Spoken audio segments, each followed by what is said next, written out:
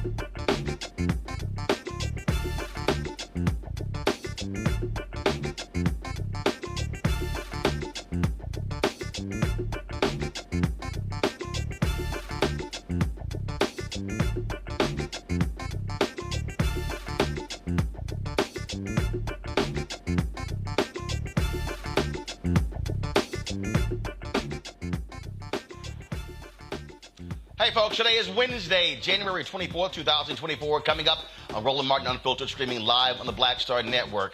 What the hell is wrong with Tennessee? They literally are saying that formerly incarcerated folks, in order to get their voting rights back, they have to actually get their gun permit. We'll talk to a Tennessee legislator about this nonsensical loophole. Also, folks, a recent report says that high corporate profits are driving inflation. We'll talk to an economist about this very issue. Also, a New York man is facing life in prison after the jury convicts him for shooting and killing a young woman who mistakenly drove into his driveway. Also, Fox hosts Charles Payne and Jessica Tarlov got into a dust-up when Payne literally said that Democrats and Biden are trashing half the country.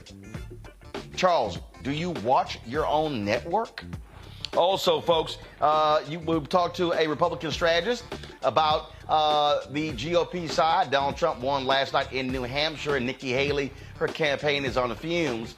And so it's shaping up to be a repeat of 2020 between Biden and Trump. It's time to bring the funk. I'm Roland Martin Unfiltered on the Black Star Network. Let's go. He's got it. Whatever the miss, he's on it.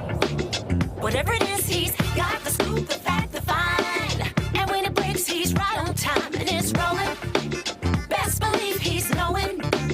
Putting it down from sports to news to politics. With entertainment just for kicks, he's rolling. It's on go, roll, y'all. It's Roland Martin, Rolling with Roland now. He's funk, he's fresh, he's real, the best, you know he's Roland Martin now.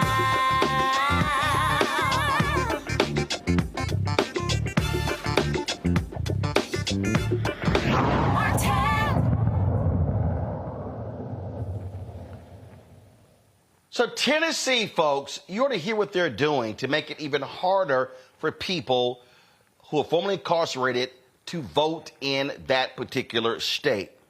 In order for someone with a felony to get their right to vote, they must first obtain a pardon from the governor or have a court reinstate their full citizenship rights, which includes the right to bear arms. Now, after fulfilling this, the person must then proceed with the certificate of restoration process to reinstate their voting rights.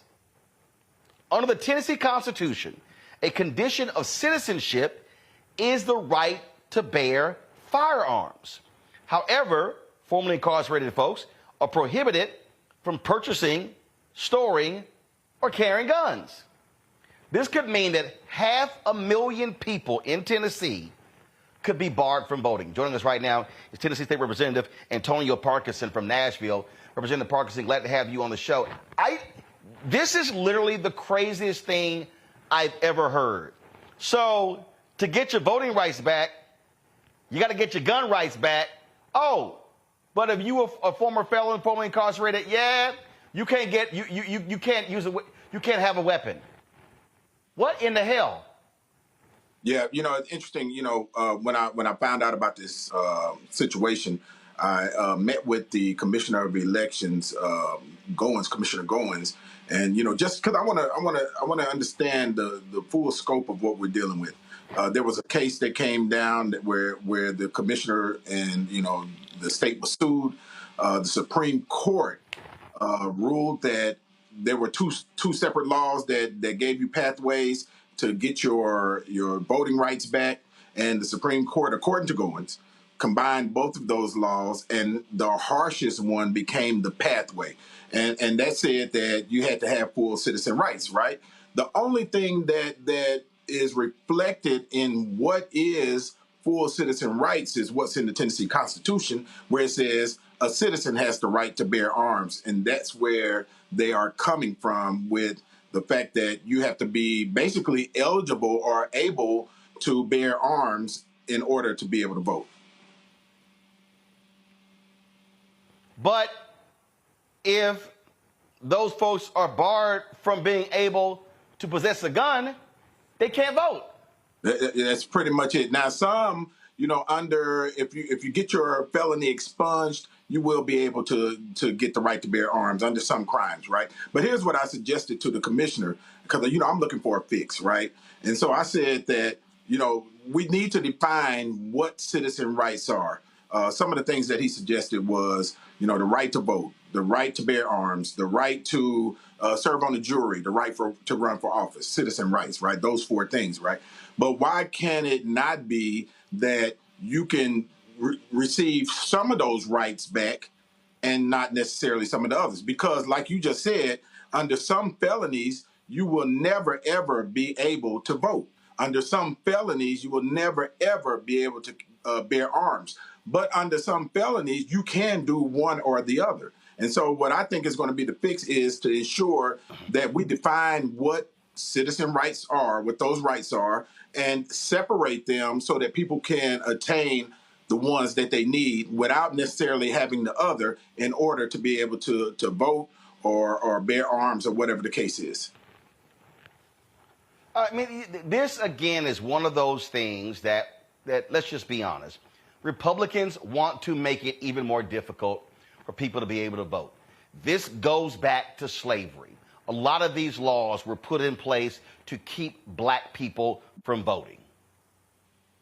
I agree wholeheartedly. And it's to keep, not just black people, but Democrats or other people from being able to vote. There are so many, and you know this, Roland, there are so many different impediments, rather, to getting back to life once you've been incarcerated or once you've been given a felony.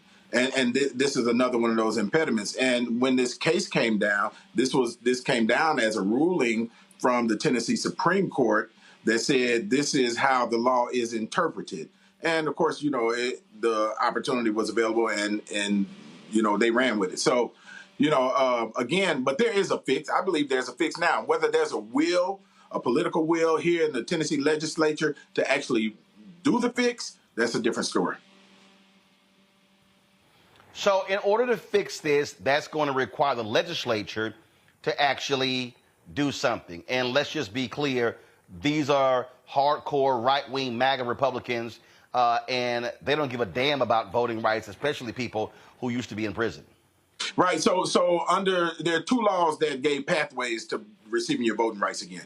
One said that, you will have to receive a pardon from the governor, and your full citizen rights, right? The other one said that, you can go through these steps, you can be, pay your fines, do your time, and present, this certificate that you've completed everything, make sure you're not back on your child support and so on and so forth, and present that to the commissioner of the elections, and they will restore your rights, right? They will restore your voting rights. But when this lawsuit came up and it went all the way to the Supreme Court, they determined that both of these laws apply at the same time and not path 1 or path 2.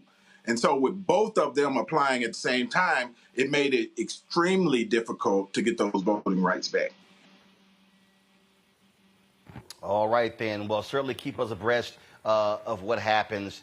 And hopefully Republicans in Tennessee will do the right thing, because this just makes no sense whatsoever. And let me say this lastly, Roland, I will be drafting legislation to be able to parse out, those different rights afforded by citizens, so that those citizens that have received a felony can go after the rights that they specifically are eligible for. All right, then. Representative Wilkins, we appreciate it. Thanks a lot.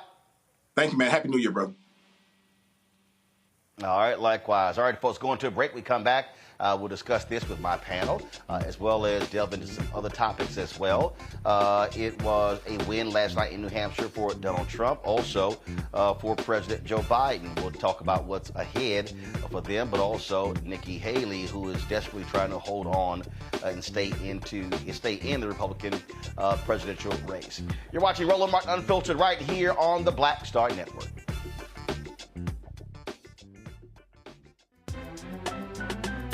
I'm Faraji Muhammad, live from LA. And this is The Culture. The Culture is a two-way conversation. You and me. We talk about the stories, politics, the good, the bad, and the downright ugly. So join our community every day at 3 p.m. Eastern and let your voice be heard. Hey, we're all in this together. So let's talk about it and see what kind of trouble we can get into. It's The Culture. Weekdays at 3, only on the Black Star Network. Hatred on the streets, a horrific scene, a white nationalist rally that descended into deadly violence. White people are losing their damn minds. As an angry pro-Trump mob storms the U.S. Capitol, we're about to see the rise of what I call white minority resistance. We have seen white folks in this country who simply cannot tolerate black folks voting. I think what we're seeing is the inevitable result of violent denial. This is part of American history. Every time that people of color have made progress, whether real or symbolic, there has been what Carol Anderson at Emory University calls white rage as a backlash. This is the rise of the Proud Boys and the Boogaloo Boys. America, there's going to be more of this. Here's all the Proud Boys, guys. This country is getting increasingly racist in its behaviors and its attitudes because of the fear of white people. The fear that they're taking our jobs, they're taking our resources, they're taking our women. This is white fear.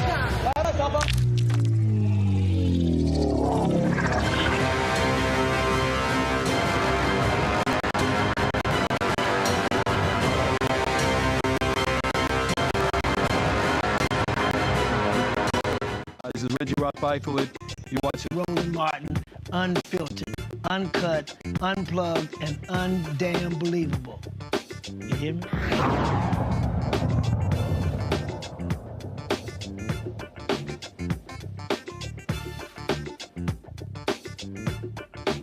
Today's panel, Rebecca Carruthers. She is Vice President for Fair Election Center out of Washington, D.C. Run Walker, founder, Context Media out of Atlanta. DeWanna Bradley, owner, publisher of Iowa Urban Media and the Urban Impact Show. Glad to have all three of you here. Rebecca, I'll start with you. And that is this. I mean, this is one of the craziest things I've heard, that in order to be a full citizen, you must also have the right to bear arms. So therefore, you got to get that back before you can get your voting rights back.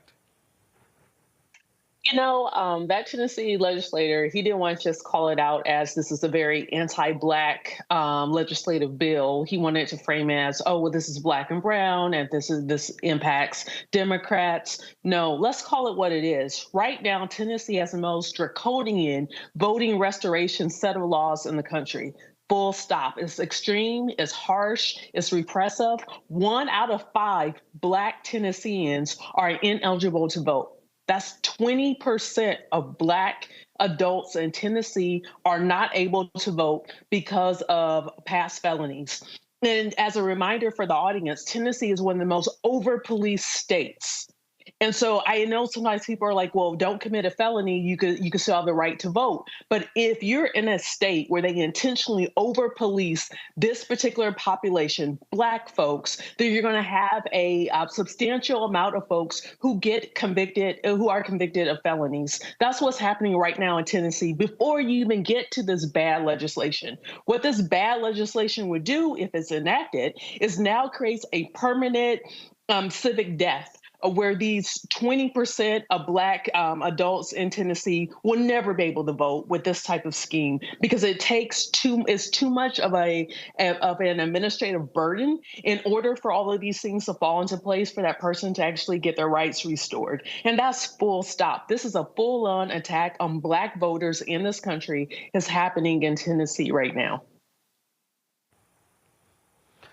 It really shows you, to run.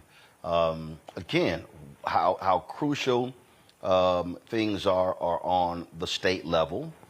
So much attention is focused on Congress, when the reality is we've got to be locked and loaded on the state level, because that's where voting rights are being denied.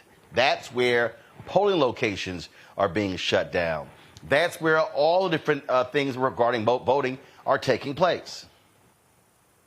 No, Roland, you're absolutely right. And I think we have to be clear that, you know, the presidential elections and the congressional elections, those are the quote unquote sexy elections. Those are the things that you can always get people to turn out for and they'll always show up for. But it's local elections, it's things like this, it's situations like this, and it's local laws, it's state laws like this that have a much stronger effect on the lives, especially for black people and black voters, than even presidential elections and congressional elections. And you and me have talked about this. I feel like there needs to be a much harder push from political pundits and political operatives to say that these local elections and these state elections are where you need to focus your energy on and focus your resources on, because things like this normally happen in the dark.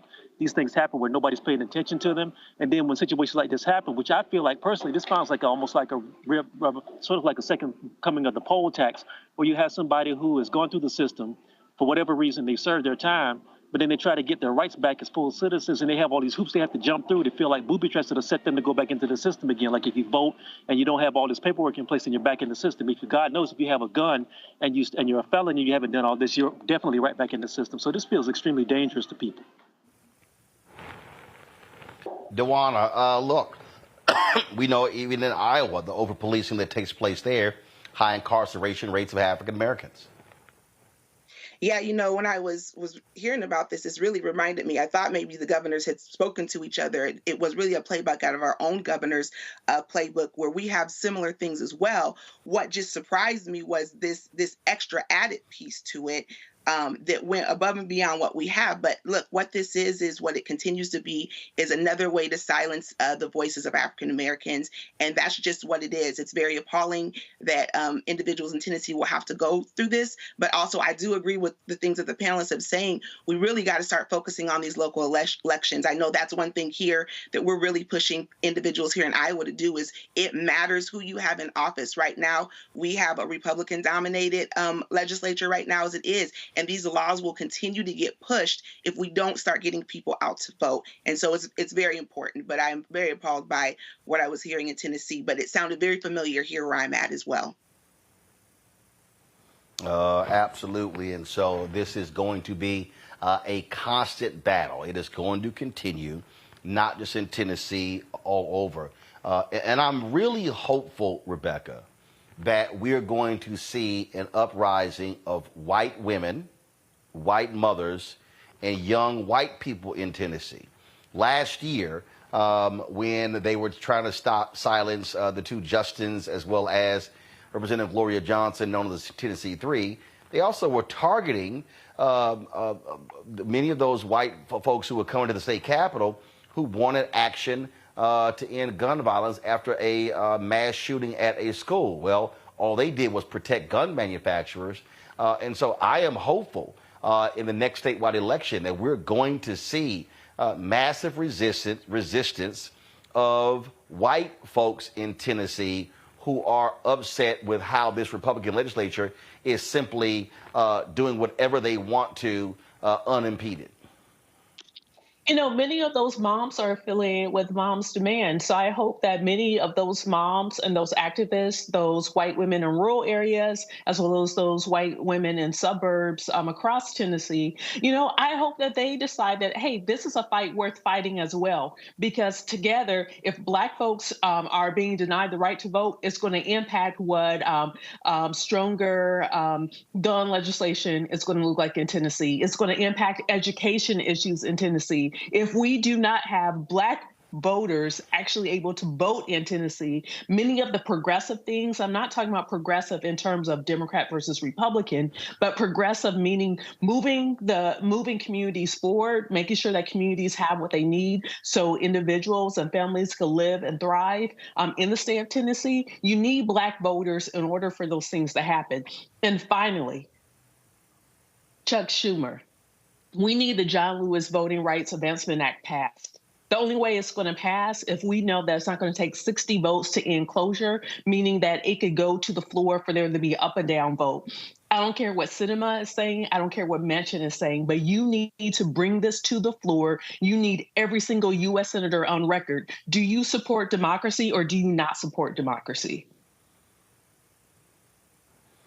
To run the point there, and look, we saw a lot of angry white folks in Tennessee when the legislature, even where Republicans even were telling them they were holding up signs to put the signs down in committee. That would all the way to the courts, and the courts were like, y'all can't do that. And now they are limiting how many people can even be in the state capitol, requiring a ticket. And so, look, we know black folks have been in this battle, in this fight. Again, this is where white people are going to have to step up and do their part and organize and mobilize their own to get rid of these fascists. Well, we got to be honest, though. Unfortunately, in this country, a lot of times it's very hard to mobilize white support unless white people feel like something is affecting them directly. And, you know, we saw that what happened with the abortion bill that came down from the Supreme Court. We saw that what happened with a lot of things that affect white women, or they perceive that it affects them directly. Then they want to move. Unfortunately, this particular situation is something that's going to have to be made. The parallels are going to have to be drawn home to them to get them mobilized, because what happens is it's easy to get them up there for a couple of days to have them wave a sign or two. And then a lot of times the media attention goes away. And a lot of times the momentum that they have goes away. It has to be drawn home to them every single day that the things that affect black people will one day affect you. I think that's the only way you can get consistent messaging from our quote unquote allies to get them on board with anything that's going on that affect black people. That's the only way it works here. Well, Dewana, I think that what we saw last year with the mass shooting there in Tennessee and how Republicans did nothing in response to that, that's what pissed these folks off. You got Taylor Swift out there, really driving voter mobilization. I mean, this is one of those examples where, again, in a state like Tennessee, you don't have enough African Americans in terms of the percentage. And as Rebecca said, a significant number can't even vote due to the felony disenfranchisement there. But this is where, again, I really hope that white folks of conscience wake up and, yes, be woke and begin to say, we have got to throw these people out, and it's going to take us mobilizing and organizing. Yeah, you're absolutely right. It's going to take that. And I hope it doesn't take another, pandemic. It seems like during the pandemic, it seems when things were happening that people started to kind of wake up to some of these issues. So it is really going to take white people coming together and looking at these issues and speaking on it. But I really think the point is this has to be talked about continuously. We do a really great job of starting to have these conversations. We get everyone riled up. We react, and then all of a sudden we go away, and then these things are continuing to happen. So it's going to take those in Tennessee not letting this kind of die out and not letting this conversation go away. The minute this conversation goes away, things are going to stay the same, and we're going to be talking about this another, just next month it's going to be another state. So I think it's really important that we keep raising up these things that are going on in other states, but in Tennessee. But it is going to take the majority that is there to really be vocal and speak up and wake up and stop just wishing things are going to change. It's going to take the collective work of everyone to get things moving along. All right, folks, hold tight 1 second. We come back. You heard a lot of the criticism regarding inflation and driving up prices of food, services, and other goods. Well, guess what? Corporate greed is also behind a significant amount of this. We'll discuss that next right here on Roland Martin Unfiltered on the Black Star Network. Support us in what we do. Be sure to join our Bring the Funk fan club. So you're checking money orders to P.O. Box 57196, Washington, D.C., 20037-0196. Cash App, $ RM Unfiltered. PayPal, R Martin Unfiltered. Venmo is RM Unfiltered. Zelle, Roland at RolandSMartin.com. Roland at RolandMartinUnfiltered.com. We'll be right back. Next, on the Black Table with me, Dr. Greg Carr, author Dr. Maribel Mori, on her astounding and enlightening new book, White Philanthropy, a history we're betting you've never heard before. Don't miss an eye-opening episode of The Black Table, only on Black Star Network. On a next, A Balanced Life with me, Dr. Jackie, we're going to be talking about common sense. We think that people have it. know how to use it, but it is something that people often have to learn. The truth is, most of us are not born with it, and we need to teach common sense, embrace it, and give it to those who need it most, our kids. So I always tell teachers to listen out to what conversations the students are having about what they're getting from social media, and then let's get ahead of it and have the appropriate conversations with them. On a Next, A Balanced Life with me, Dr. Jackie, here at Black Star Network.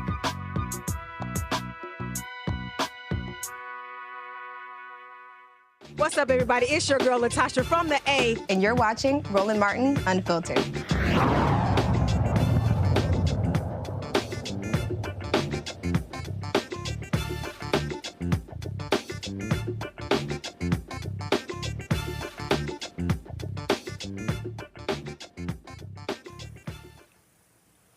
You've heard us talk about corporate greed being a major reason why we've had high inflation.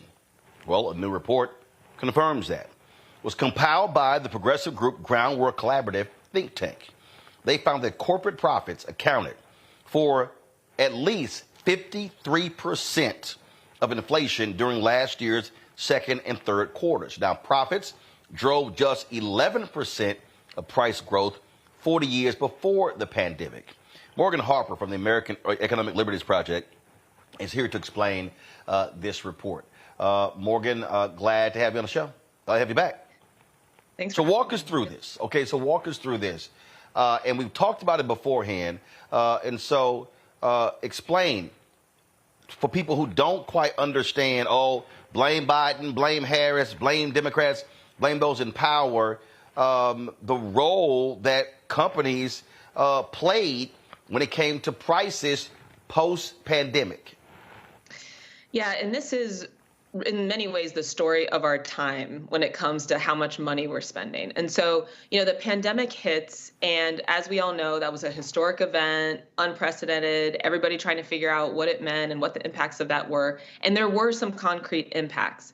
It hurt supply chains, so it made it harder for companies to get the goods that they needed, which increased cost. And then also, as a result of that, it was hitting all types of goods and services. So their overall, the inputs, as it's referred to, the cost of those to make whatever they're trying to sell to us were going up. And so there were legitimate reasons why prices would be increasing. But what this report is showing us is that as we get further and further away from the heart of that pandemic time, 2020, 2021, 2022, we're now seeing that prices aren't going down. And as you just cited that statistic, these companies are still making tremendous profits, but what's driving those profits are not the cost of their inputs, because those are going down. We're seeing that, a big price that was cited was like energy costs. Those are going down as like 60% in terms of how much they're driving, the cost that these companies are spending. The warehouse, transportation, those are going down 4%. So now we're left with this conclusion of like, all right, well, prices aren't going down and it's not the inputs anymore. And if you look at what industries the prices are continuing to rise, it's in these industries that are concentrated, where you have dominant corporations that have the ability to set prices, and they are choosing to set prices higher and passing those costs, of course, then onto us as consumers.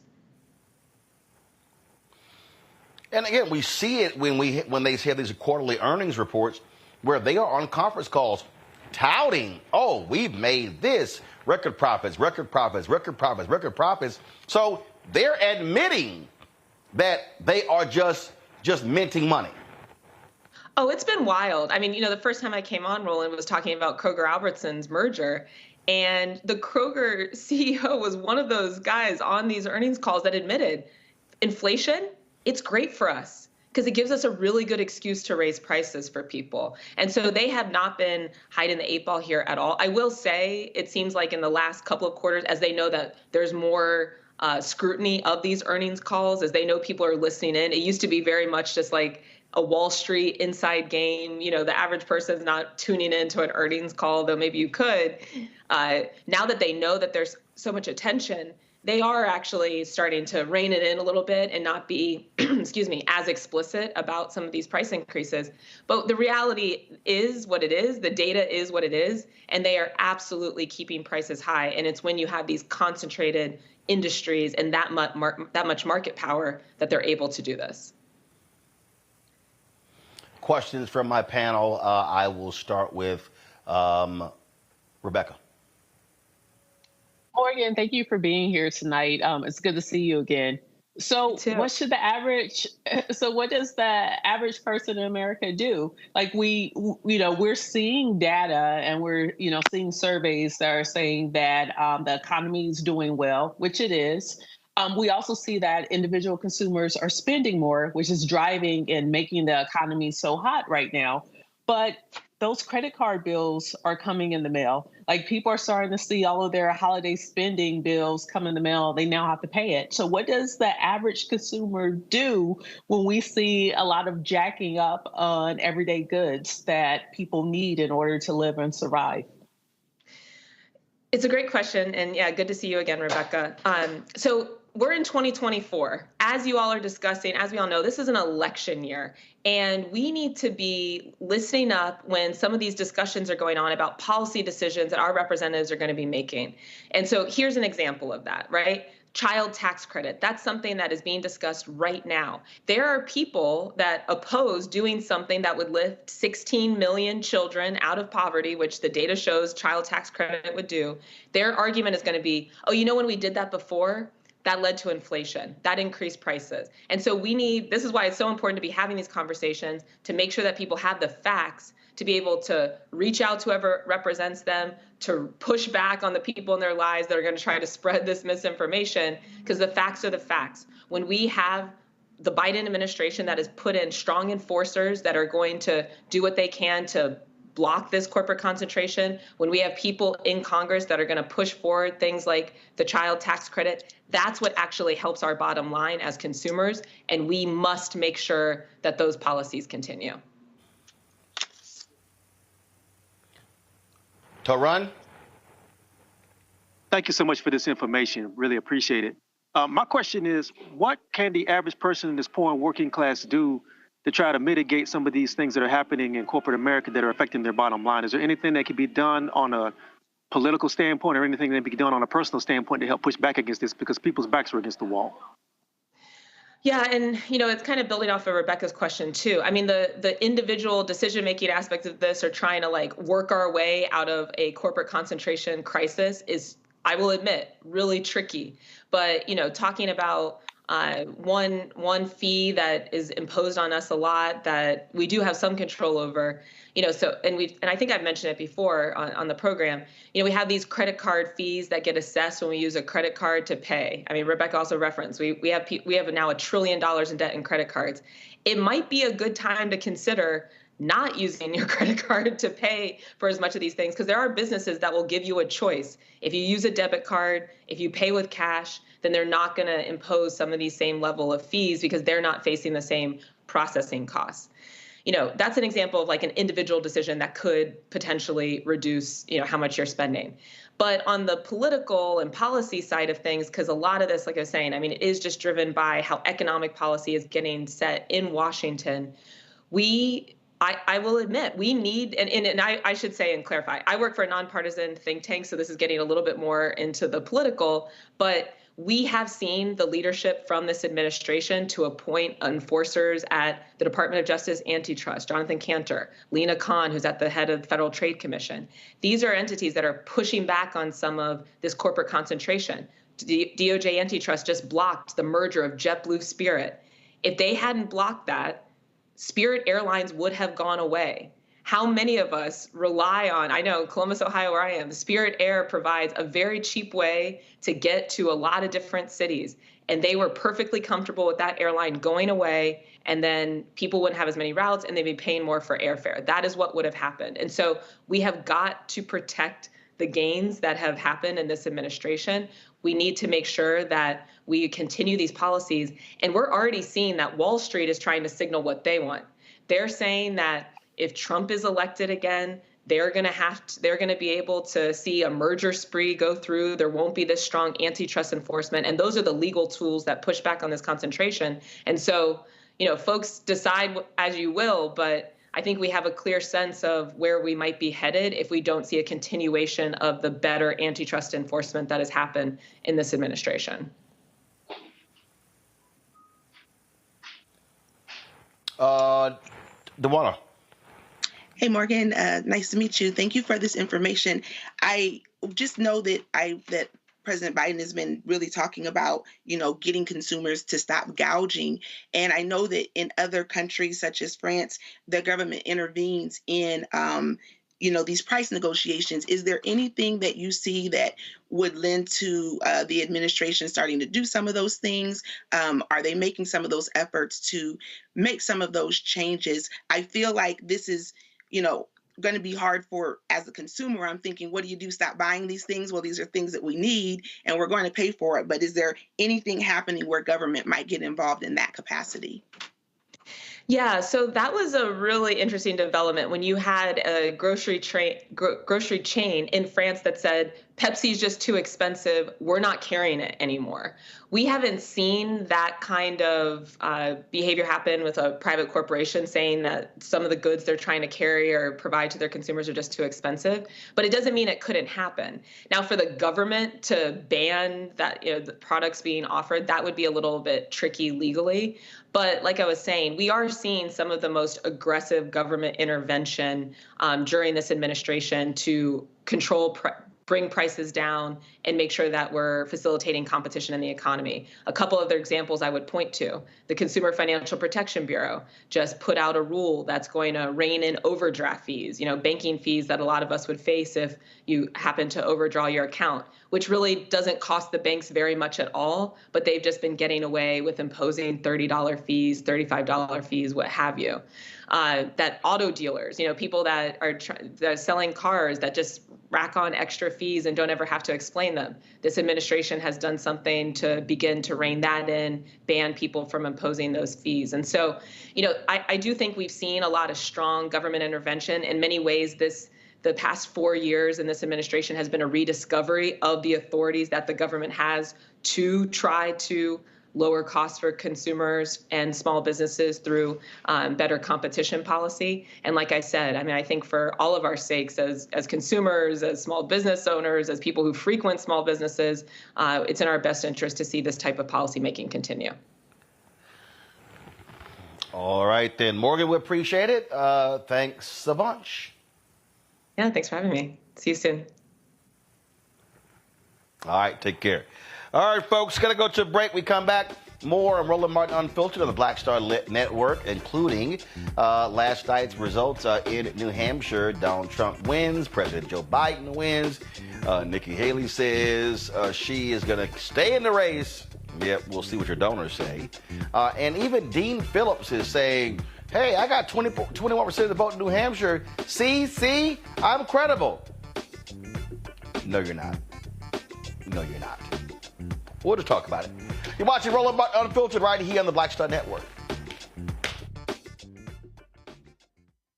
Grow your business or career with Grow with Google's wide range of online courses, digital training, and tools.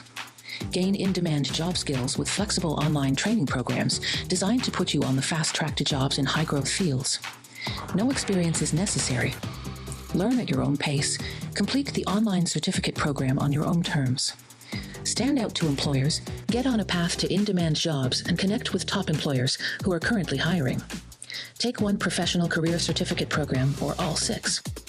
Earn a Google Career Certificate to prepare for a job in a high-growth field like data analytics, project management, UX design, cybersecurity, and more. All professional career certificate programs must be completed by December 31st, 2024. Scan the QR code to complete the application. There are 1,000 scholarships available. Grow with Google and J. Hood and Associates. Be job ready and qualify for in-demand jobs.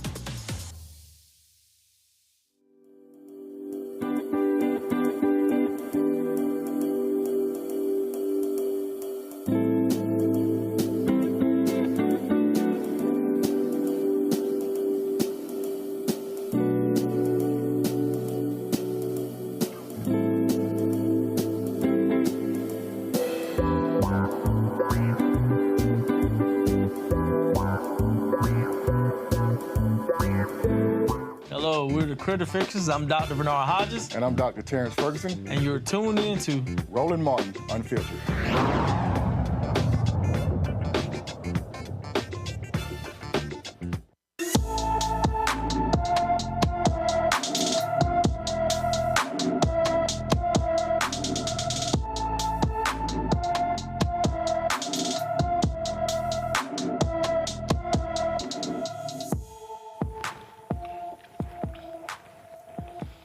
Paris Brown has been missing from St. Petersburg, Florida since December 26th. The 14-year-old is 5 feet 3 inches tall, weighs 131 pounds, with black hair and brown eyes. Anyone with information about Paris Brown is urged to call the St. Petersburg, Florida Police Department at 727-893-7780, 727-893-7780.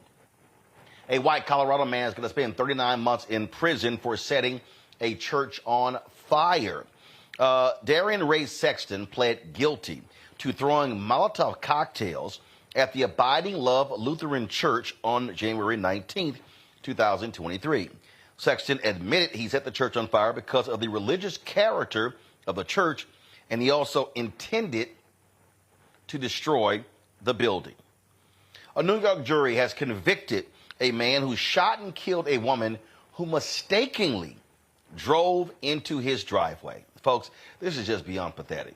Kevin Monahan was found guilty of second-degree murder, first-degree reckless endangerment, and tampering with physical evidence in the death of 20-year-old Kaylin Gillis. On April 15th, 2023, Gillis and 3 friends were in a car that mistakenly pulled into Monahan's driveway. They were looking for a friend's house in the small town of Hebron. They began to back out when they realized it was the wrong home. Monahan then came outside with a gun and fired. He faces 25 years to life in prison. His sentence is scheduled for March 1st. This right here, Torun, shows you just the deranged gun culture that we have in this country. They pulled into the wrong driveway. That's enough reason just to come out and just fire folks? Yeah. I hope his ass gets life in prison. Unfortunately, that's the American way. Everybody in America wants to settle their differences with a pistol, and they want to settle their differences with a gun. Sorry for the delay. I'm actually in the airport, so it's looking funky.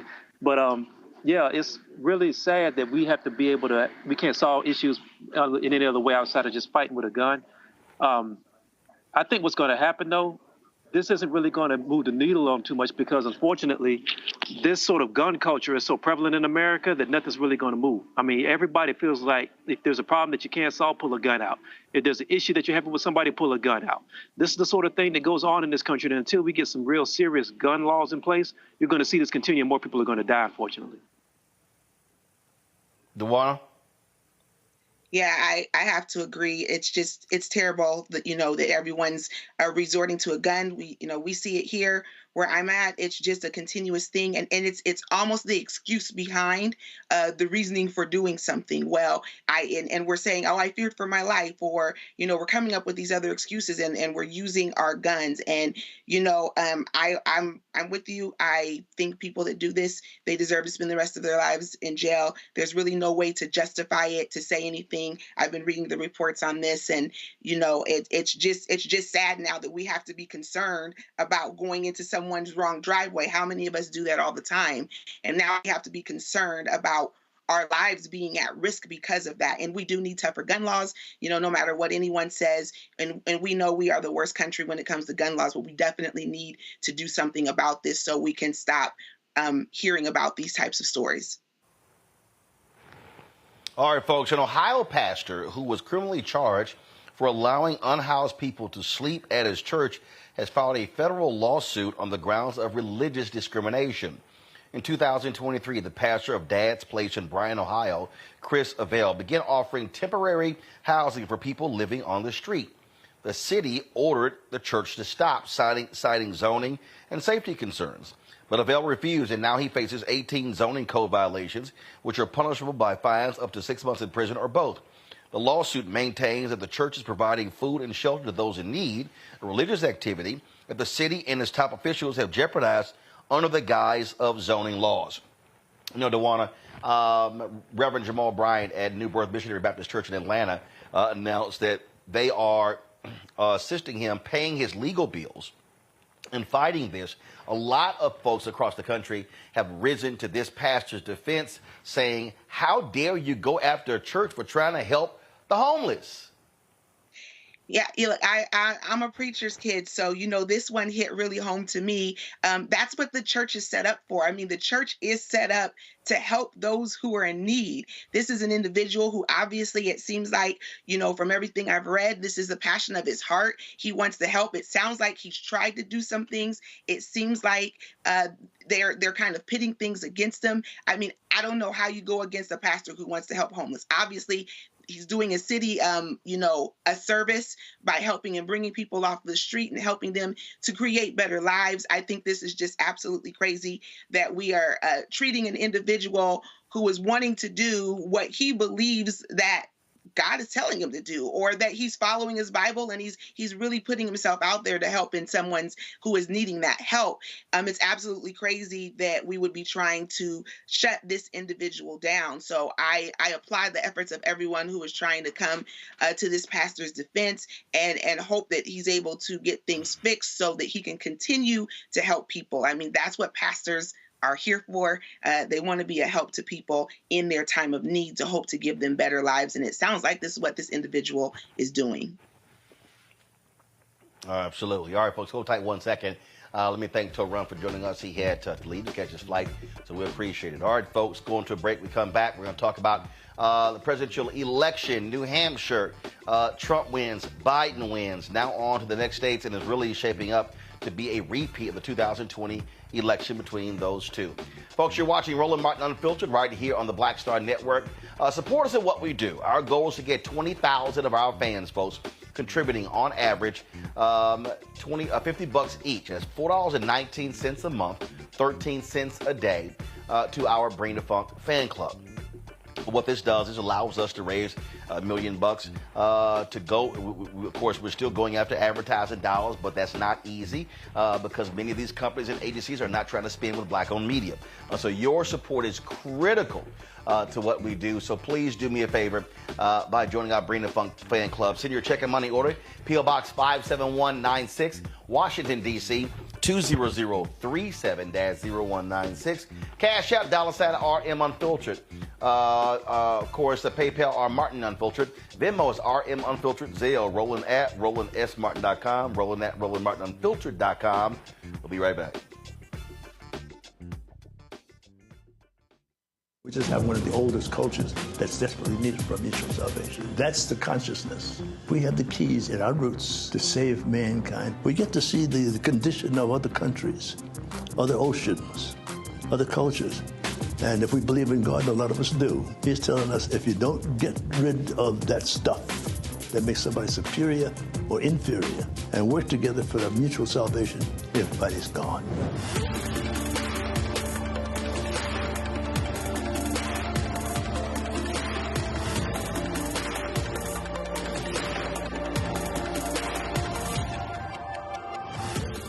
On the next Get Wealthy with me, Deborah Owens, America's Wealth Coach, nurses are the backbone of the healthcare industry, and yet only 7% of them are Black.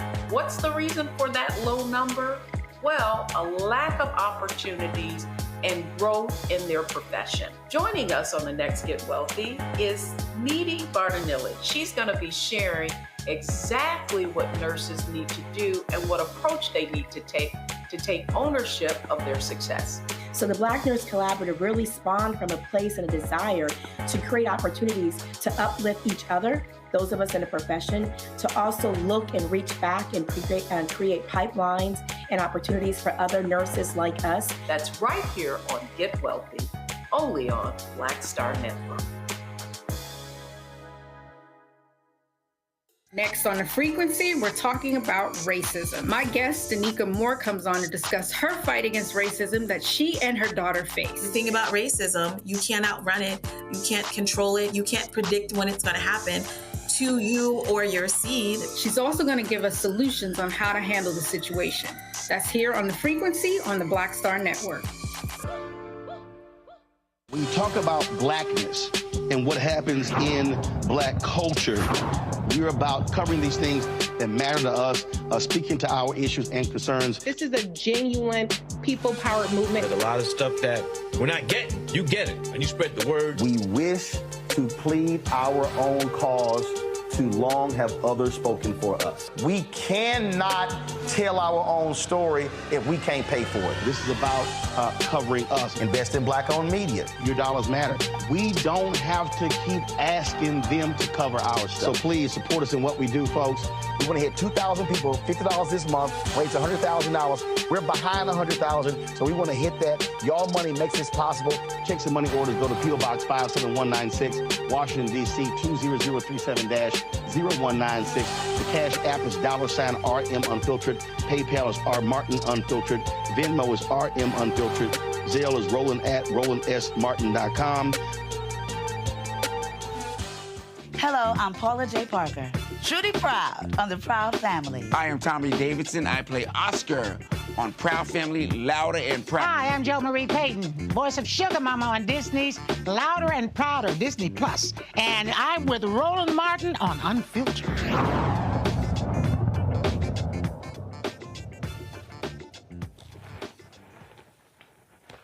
All right, folks, so we hear a lot of crazy stuff all the time. A lot of nutty stuff that comes out of Fox News.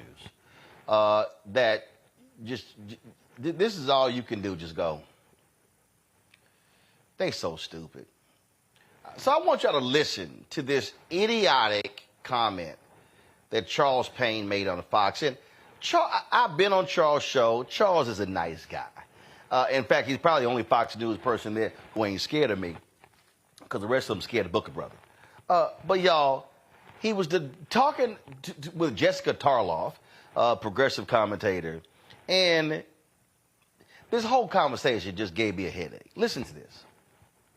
That are voting for Nikki Haley, that some of them have voted for Ron DeSantis, who maybe is more in his lane. But the Nikki Haley voter, are they going to try to get them, do you think?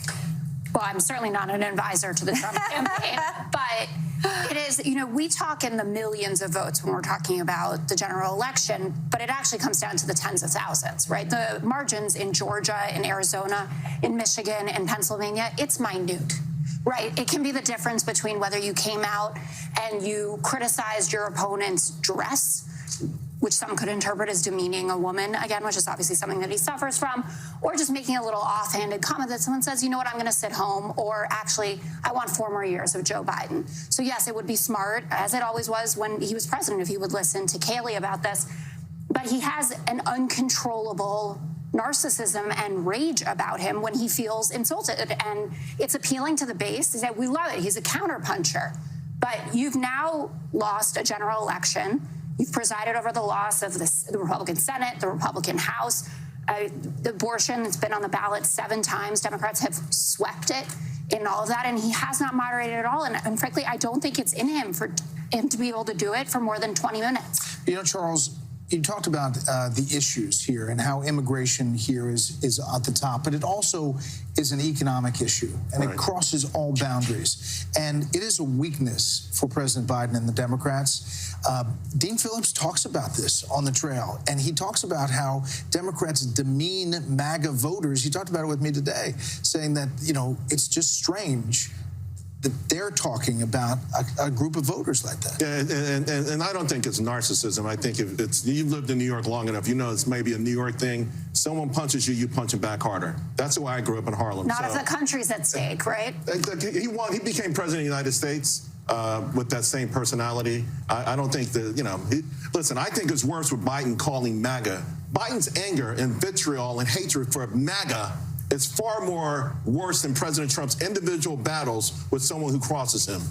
That is something that is really detrimental to this country, that the President of the United States despises half of the United States. President Biden, I said earlier today, about a week ago, I had a segment coming up, so I Googled Biden hates MAGA.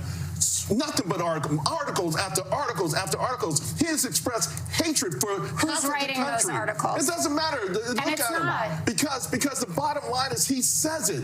He has vitriol for them. And so does MSNBC, and so does CNN, and so does the New York Times. They have vitriol for half of the nation. They don't look at them like fellow Americans, and it's unfortunate. They try to paint them as racist. That all the things that they do to their fellow Americans who simply want a safe home, a safe community, for their children to have prosperity, they want the same thing, but they demean them all the time. That's why I think Phillips was so intriguing, because he went to a rally to find out for himself. And guess what? Golly, these are some pretty cool people. They're just like us. Exactly what Jamie Dimon said this week as well. Yeah. And it's smart to understand. And also you see the shift that's happening, right? You look at black voters, Hispanic voters, college women, Latinos who have moved towards Trump.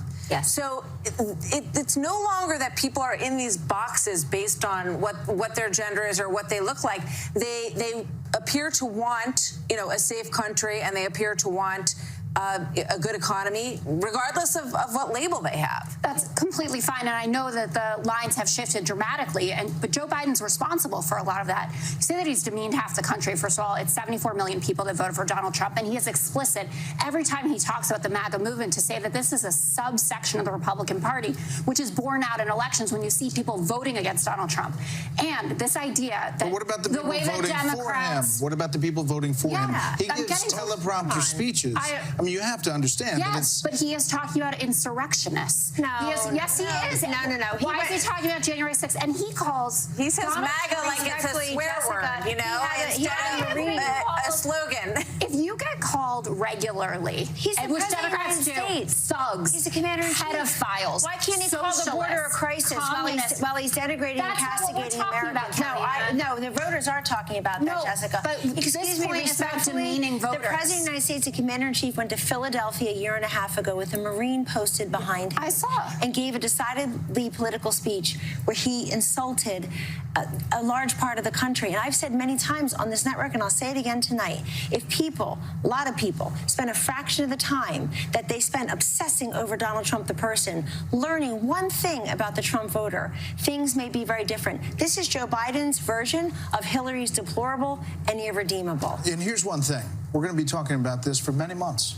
So we have to move on. I'm excited.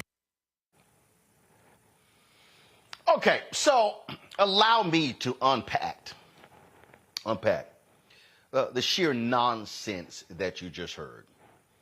You saw Charles Payne just visibly upset. Charles, do you even watch your own network? He criticized Biden. He criticized MSNBC. He criticized CNN. Well, they're sitting here, they're talking about half the country. What the hell do you think y'all do every single day? Literally, Sean Hannity, Laura Ingraham. We could go on and on. All your shows, Jesse Waters, The Five, Greg Gutfeld, y'all consistently are trashing liberals, trashing progressives. You've got folks on the right trying to say folks on the left are baby killers, they are pedophiles. You got the whole crazy Pizzagate stuff going on. You got Donald Trump, who is perfectly fine supporting neo-Nazis, fascists, white supremacists, had them on the payroll, Stephen Miller, had other individuals who are aligned with neo-Nazis. Then you have the Charles Payne, they're calling people racist. Charles, suck it up. There are racists in the Republican Party. There are racist people who support Donald Trump.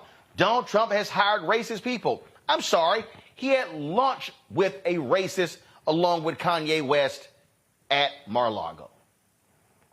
But this whole victimhood of, oh my God, Joe Biden criticizes us, and if he would only understand the Trump voter. He doesn't need to. He doesn't need to, because we understand the Trump voter very well. And yes, there are Republicans out there who are all about power. There are Republicans out there who believe in smaller government, who believe in tax cuts, who believe in those things. But let's be real clear. We know who the base of the Republican Party is. We know who the hell showed up on January 6th. We know who was out there attacking cops and beating people. We know that that was driven by black people voting in Atlanta, Philadelphia, Milwaukee. Yep, those places. And Detroit. Yep, those were the places. How do we know that? Because Trump named them. And so, Charles, that is who y'all are. And see, what the Jamie Dimons of the world don't like, and what the Charles Paynes of the world don't like, and you heard Martha McCallum and Brett Baird, all the rest of them up there, talking all this back and forth. What they don't like is, they don't like when the bigots are all grouped together. Go, you're supporting the same person. Yes, you are. Those folks marching in Charlottesville with the tiki torches, yep, they're down with Trump. Stephen Miller, that white supremacist, yep, absolutely. Who do you work for? Trump. See, but what they do is they love playing the victim. Oh, now they love saying, Democrats and black people, y'all love playing the victim. Yeah, the biggest group that's just enamored with victimhood are folks on the right. Because no one understands us. No one listens to us. No one feels us. We're losing our America. We're losing our way of life because they cannot handle the fact that America is changing and it's becoming browner. What was the central location for the Great Replacement Theory? Tucker Carlson and Fox News. What place is constantly talking about, oh my goodness, how they're taking our country? Fox News, Salem Broadcasting, conservative radio, conservative digital websites. Yeah, that's what it is. See, what they can't stand is, they actually can't stand that President Biden's calling them out. If he wouldn't do this, really? We watched for 4 years Donald Trump demean, degrade, attack people. We saw that man lead a birther movement. Yeah, we saw it with our own eyes. And y'all want us to feel sorry for y'all because your feelings are hurt. And what y'all want us to do is to sit down and listen to you, listen to your frustration, listen to how you think your country is being changed and how things are not what they used to be. So you want us to lend you a shoulder to cry on, lend you a body to lean on. You want us to pray with them and eat with them and just understand their feelings and just understand. And you hear Charles, I mean, these people they want the communities to be safe and they want that. Dude, stop it. For Charles Payne and all those folks on Fox News, what they cannot stand is the truth. They cannot stand that the Republican Party is filled with a bunch of crazy, deranged, out of control, racist, sexist, MAGA folk. They can't handle it. They can't handle the fact that Biden and Harris is willing to call them out. See, they went off like crazy. Hillary Clinton called the deplorables. But they are. Their actions have proven it. But they want us to embrace them. 2 words. No, 3. Hail to the no. 2 more words. Absolutely not. Because we have seen the damage that these people want to cause. We've witnessed it with our own eyes. And so, Charles, Brett, Martha, the whole panel, If y'all are upset with Jessica, you're upset with me and others, get your own house in order. Get your own crazy, deranged people in line, or you wouldn't be called out. But until then, I'm with Biden. Call him out at every single turn, because a line in the sand has been drawn. And you are either with democracy, with this country, or you are with that narcissistic, uncontrollable, deranged, sick, evil man known as Donald Trump. And I will never back off calling him exactly who he is. And Rebecca, Biden is doing exactly what he should be doing, calling these people exactly who they are. Roland, a hit dog holler. Like, these people are upset because they understand that right now the term MAGA isn't very popular, and people understand what the MAGA movement is. But these are the same people who call themselves MAGA. These are the same people who supported a racist president or racist policies. These are the same people who are now trying to justify, well, it's okay to support a racist president or racist policies. It doesn't mean that I'm racist, but guess what? It means that you support racist and racist policies. So at that point, what's the difference? The other thing is they're also trying to gaslight us and distract us, because we all know about Project 2025. We know what will come in a second Trump administration, and they don't want to talk about that. Instead, they want to say, hey, Joe Biden, be nicer as you fight against Trump. Why? You know, it simply doesn't make sense. So then Kellyanne Conway, like, where did she come from? I mean, it was glorious to not have to deal with her over the last few years, and now she pops up. Everyone in Trump world, I mean, it's beyond a circus. It's beyond horrible or deplorable, but it's actually devastating to this country, with especially knowing what the plans are for a second Trump administration. This is not about Democrat. This is not about Republican. This is about, what do you see the future of this country as, and where do you see yourself in the future of this country? And then finally, like, Charles, I don't even understand. It was so weird. Like, you might have seen my face watching him just turn up real fast about MAGA. And he's like, oh, well, you know, I grew up in Harlem, but it's really, dude. Like, you know, none of this is making sense, and it's very bizarre.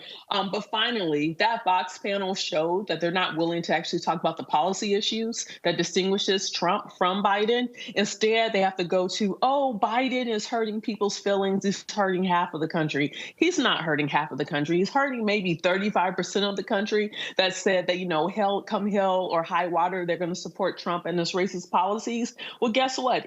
Like I said earlier, if you want to be racist or you want to support a racist and racist policies, good luck.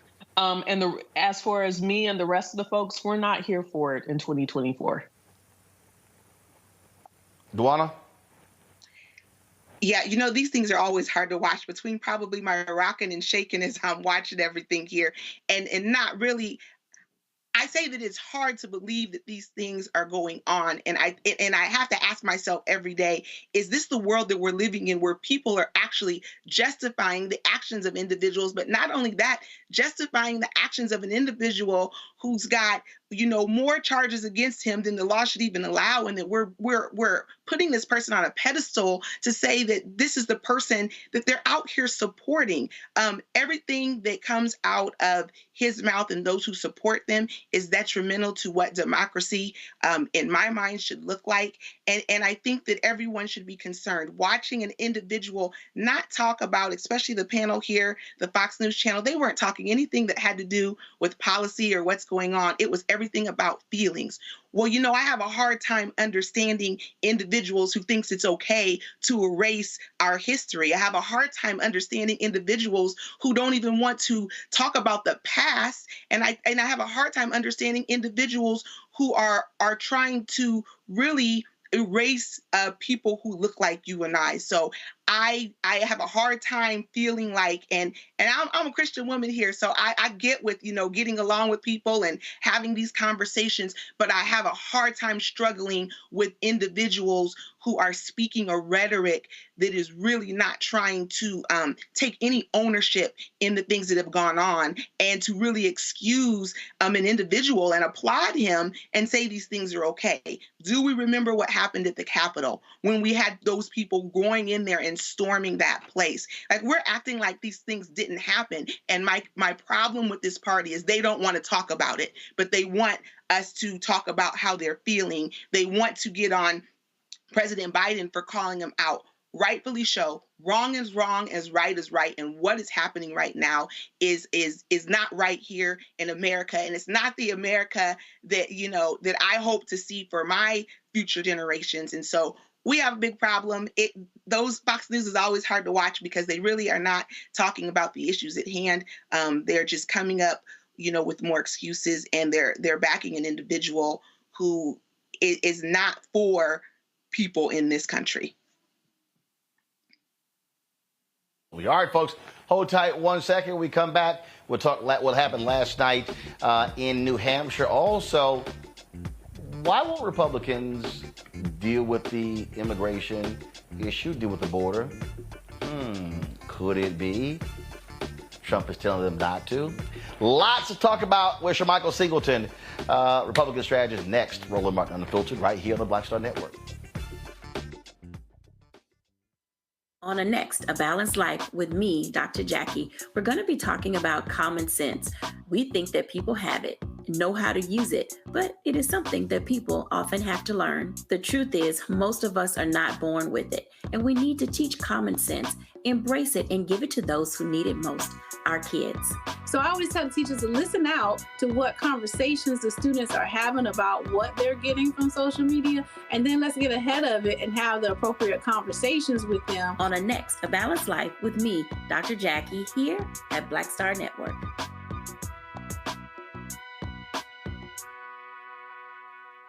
Next on The Frequency, we're talking about racism. My guest, Danica Moore, comes on to discuss her fight against racism that she and her daughter face. The thing about racism, you can't outrun it, you can't control it, you can't predict when it's going to happen to you or your seed. She's also going to give us solutions on how to handle the situation. That's here on The Frequency on the Black Star Network. I am Tommy Davidson. I play Oscar on Proud Family, Louder and Prouder. Right now, I'm rolling with Roland Martin, unfiltered, uncut, unplugged, and undamn believable. You hear me?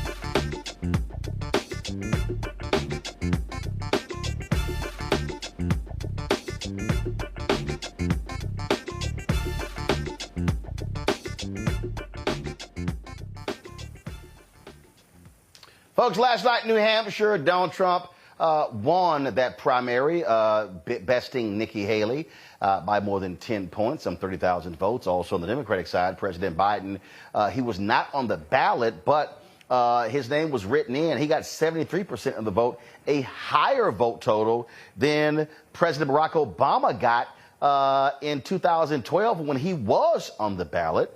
Also, So they move on. Basically, this race is shaping up to be, as we long expected, a rematch of 2020 between President Joe Biden and Donald Trump. Nikki Haley, she's desperately trying to stay in the race, but the question is, can she even have enough money to get to South Carolina in 30 days? Shermichael Singleton is a Republican strategist. He joins us right now. Shermichael, glad to have you on the show. When you start looking at the numbers, Shermichael, it's going to be a huge problem for Donald Trump holding on to these moderate voters. And sure, he's got his MAGA base, but his base ain't big enough to hand him the presidency. He's going to have to appeal to crossover voters, and he's not doing well with those folks. I mean, so when you look at the numbers, you're looking at about 67 to 68% of independent voters nationally who are saying they absolutely will not vote for President Trump. So then that gives you about 30% within a margin of error. You divide that up, and then you see around 12 to 15% who say that they're open to voting for Trump. When you do the math on that, remember in 2016, Donald Trump won the Electoral College by a very slim margin. Fast forward rather to 2020, President Biden won the presidency by a small Electoral College victory across 4 states, around 84,000 votes. And so when you start to break down the math, you start looking, well, what states did Donald Trump win in 2016, lost in 2020, where that 12 to 15% of independents who are open to voting for him could make a marginal difference. You look at a state like Georgia. I'm looking at a state like Arizona. I'm looking at potentially a state like Pennsylvania, maybe even Michigan, where President Biden is having some struggles. So there is a possible path, Roland, when you start looking at the math. Well, speaking of math, I mean, Trump won by 77,000 votes in those critical states, Michigan, Wisconsin, Pennsylvania. You look at the exact same 3 states, Biden won by a much, much larger margin in those particular states. And again, he also, of course, won Nevada, won Arizona, and won Georgia as well. But again, what you're seeing, though, is it's not like I love it how some of these Republicans, Ben Carson and others, they were like, well, if you saw the speech last night, you know, I think you're seeing a different tone, Donald Trump. And then all you got to do is just wait 24 hours because it's going to be some craziness said on Truth Social. It's going to be another crazy speech that he gives. And so I think as we're moving towards it, at the end of the day, people are going to be stuck with, all right, I'm hearing this man say a bunch of crazy, deranged stuff constantly. Do I want that chaos back in the White House? I mean, the vulnerabilities are present, right? Like, you cannot deny the vulnerabilities, which is why I think whomever the former president chooses as his running mate is going to be critically important. I mean, you need someone that signals a level of stability that he doesn't particularly bring. You need someone who's also attractive to some of those voters. That ain't going to have no bearing. Whoever's the vice president, same on Democratic side, it ain't gonna mean nothing. Folk voting for the president. People, let me respond to that. People love to say that, but there's significant data from Harvard, from MIT, from UCLA that actually showcases otherwise. I mean, having been a practitioner of electoral politics, you see people say, well, conventional wisdom says this. That's great and all, but I'm a data guy. The numbers indicate otherwise. There's a reason President Biden chose Kamala Harris. There's a reason former President Obama chose Joe Biden. There's a reason former president chose Mike Pence. Those things actually do signal certain things to certain groups, Roland, and I don't think you can factor those things out, particularly when you're looking at how can a president or a candidate for the presidency win electoral college states. We talk about popular vote and winning by 3+ million, and that's great and all. But how are both of these candidates performing currently in the states that are most critical? And when you look at the numbers present, President Biden does have some vulnerabilities, and you cannot deny those things. And this isn't to say that it's guaranteed for Donald Trump. They're simply saying, looking at the math, this could, surprise a lot of people. It's going to be very close. Look, it's going to be close. But again, though, the key is this: if you're Trump, he has to get independent and moderate voters. Yeah, He's got no choice. I agree. He ain't getting liberal progressive votes. For Biden, what he has to be concerned about, his base actually showing up especially young voters. And so this is where the whole Israel-Gaza issue comes up. I do want to ask you this here. So this actually came out today. Senator Mitch McConnell, in his Republican conference, said to them that there will be no border deal because Donald Trump is stopping them from doing this because he wants to campaign on it. This is literally Senator Mitch McConnell being on the record. Guys, pull the tweet up. Okay, this is Senator Mitch McConnell being on the record. Jake Sherman reports that in the Republican conference that's what Mitch McConnell had to say. So if I'm Biden and Democrats, my deal for between now and November is like, shut the hell up. We can get a deal done, but your guy doesn't actually want to do one because he wants it to be his campaign issue. If I'm a Democrats, I'm beating the Republicans upside. Every time Republicans say, go to the border, I'm going to say, call your boy, because he won't let y'all do a real deal. I mean, look, I got to be, candid would oblige me to be quite frank on this issue. I think Republicans have done a good job on the immigration issue and how they've crafted that message. For Republicans, this is an election year. There isn't really a reason, Roland, if I'm being honest, or let's take away the legislative process here, the fact that they should have some bipartisanship. I would certainly agree with that. But we're in the middle of a very critical campaign. And so, of course, a particular side is going to look at an issue through the lens of electoral politics. Does this yield an advantage to me? And if it does yield an advantage to me, is it necessarily in my interest to move forward on this electorally? Is it in my interest to have bipartisanship on this particular issue? Yep. Here's why. Here's why. Here's why. But here's why. Because Republicans can't yell, fix the border, fix the border, fix the border, do something about the border, when there's a bipartisan proposal on the table, but they won't move on it because they want to campaign on it. And that's what I'm saying. If I'm Democrats, what? Well, so I'll tell you why I disagree. I mean, you look at most recent polling, immigration is the #1 issue. It's now usurped the economy. You look at major Democratic strongholds from California to Colorado to even New York Mayor Eric Adams, who recently said the White House doesn't appear to be interested in this issue. It's costing his city, for example, $8 million per day, $4.7 billion by this summer, causing a budget deficit for the city. And so, again, Roland, now you have Democratic mayors saying, wait a minute here, this is a serious problem. We can get into the machinations of Greg Abbott sending immigrants to certain places. That's certainly a part of it. But my point is, this is now affecting places where it's going to become a problem, I would argue, for the president. But here's my point. My point is, Democrats can say, we're ready. You can't whine and complain every single day about the problem when we want to fix the problem. And there are Republicans who want to fix it, but your dear leader, Roland, they're not saying that, though. Do it. I agree 100% with you in that message. If I were advising Democrats, I would say... Shermichael. Yeah, go ahead. Hold on, Shermichael. I'm going to read it to you. Jake Sherman tweeted this today. I'm going to actually read it to you. Give me one second. Actually, this came from, he posted from Breast Report's Punchbowl News. Senator Mitch McConnell told a closed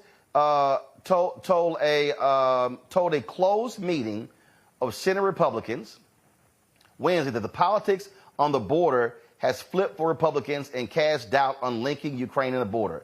When we started this, the border united us, Ukraine divided us. The politics on this have changed, McConnell then told his GOP colleagues. This is all about Trump. McConnell referred to Trump as the nominee and noted the former president wants to run his 2024 campaign centered on immigration, and the GOP leader said, we don't want to do anything to undermine him. Quote, we're in a quandary, McConnell added. Again, if I'm Democrats, I'm saying immediately we are ready to pass comprehensive immigration reform, border security, but Republicans don't want to do anything. They want to allow this to continue every day for the next 9 months because their dear leader said, don't fix the problem because I want to campaign on it. If I'm Democrats, I'm turning it on the head every day. No, Roland, I don't look. I don't disagree with you. I've worked on campaigns across the country. I understand messaging very well. I'm not taking a particular side one way or the other, but what I'm doing is analyzing why Donald Trump does not want to cede this and is telling Republicans don't No. Here's my whole point. I understand why he wants to do it, but the point I'm making, sure, Michael, from this point forward, no Republican can whine and complain about the border if they are a member of the U.S. House and the U.S. Senate when there is a deal on the table that they don't want to take up. I understand the premise. I understand the premise of your claim. What I'm saying, however, is that the president and the White House is disadvantaged on this particular issue. And what you're saying, they're not saying. If they were saying it, then the numbers would look differently on this issue, and that's not the case. Well, first of all, they're not saying it because McConnell. So they should call you, Roland. The White House should call you, because I don't disagree with anything you said. They ain't got to call me. All they got to do is just watch the show and then go do what we tell them to do. That's what they should do. I want to bring in DeWanna and Rebecca on this. Rebecca, I want to go to you first. Again, this here on the immigration issue, the fact that McConnell is now on the record as saying we can't do anything on this because Trump won't let us, because he wants to run on it. Democrats should be pouncing on this right now.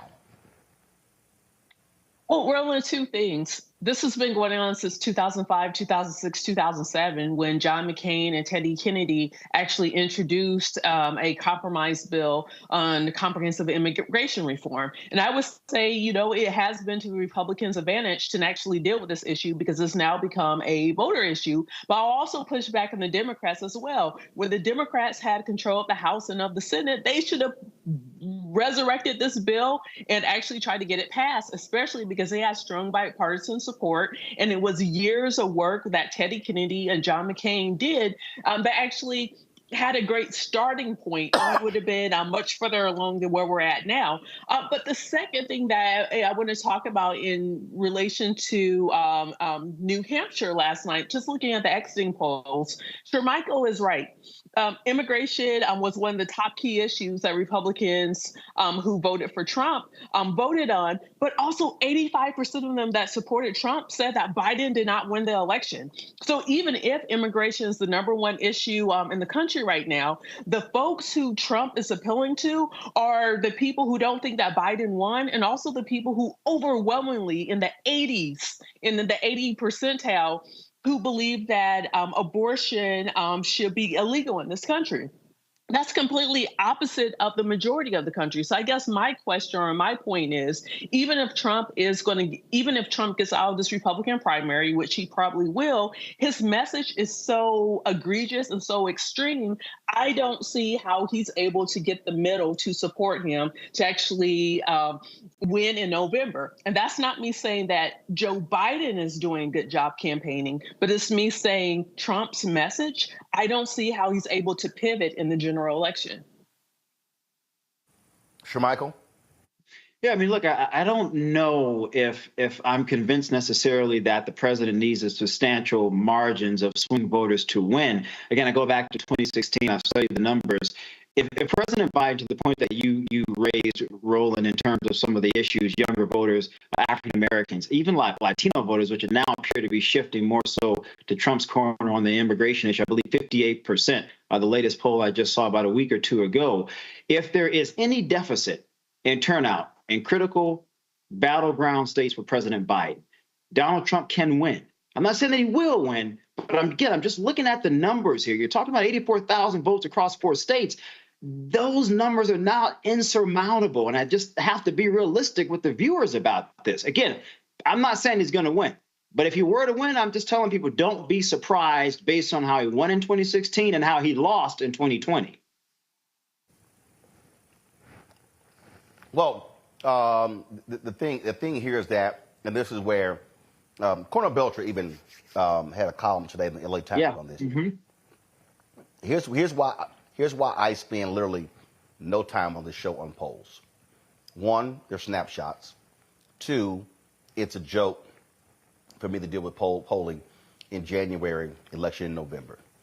The question then becomes, as we move in the next 6-7 months, how does this thing begin to shape up?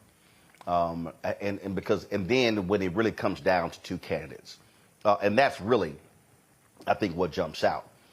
You're also seeing Biden shifting several of his top White House aides over to the campaign because now they're getting serious about the campaign, which they should have been, which frankly, as I believe, they should have been doing 6 months ago, because I believe the campaign should have been a lot more aggressive beginning in May and June of 2023 instead of waiting until January 2024. Dewana, you got a question?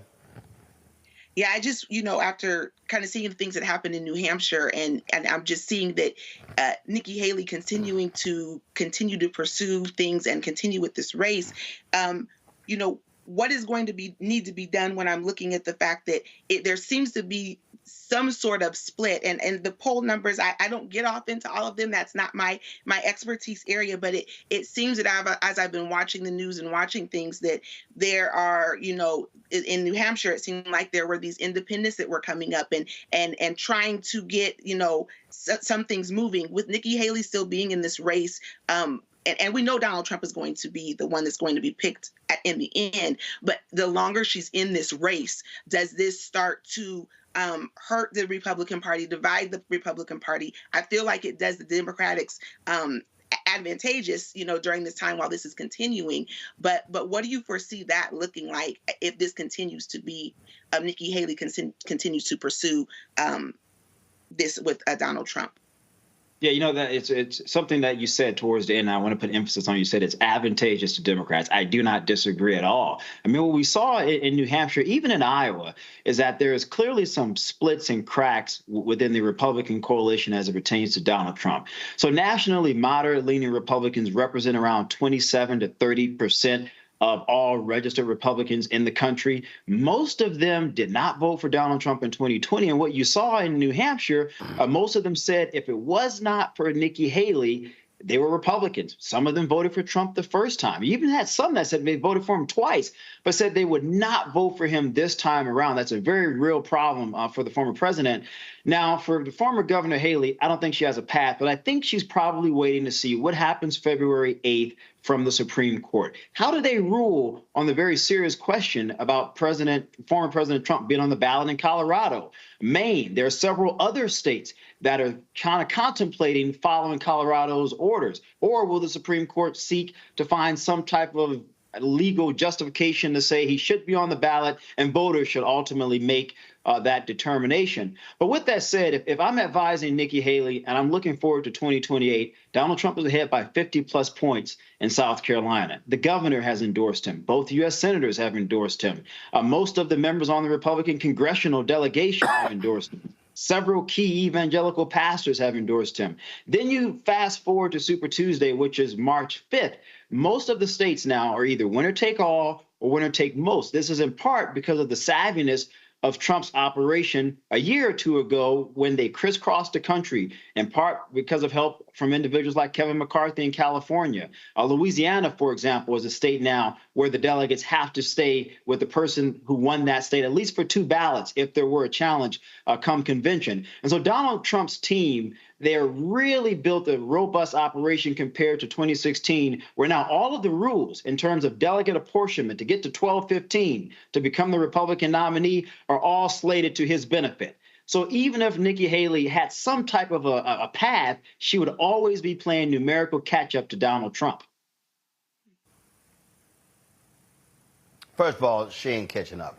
All right, so let me do this here. So, I mean, look, she ain't got no shot, and we'll see if her money is able to keep her in the game for the next 30 days.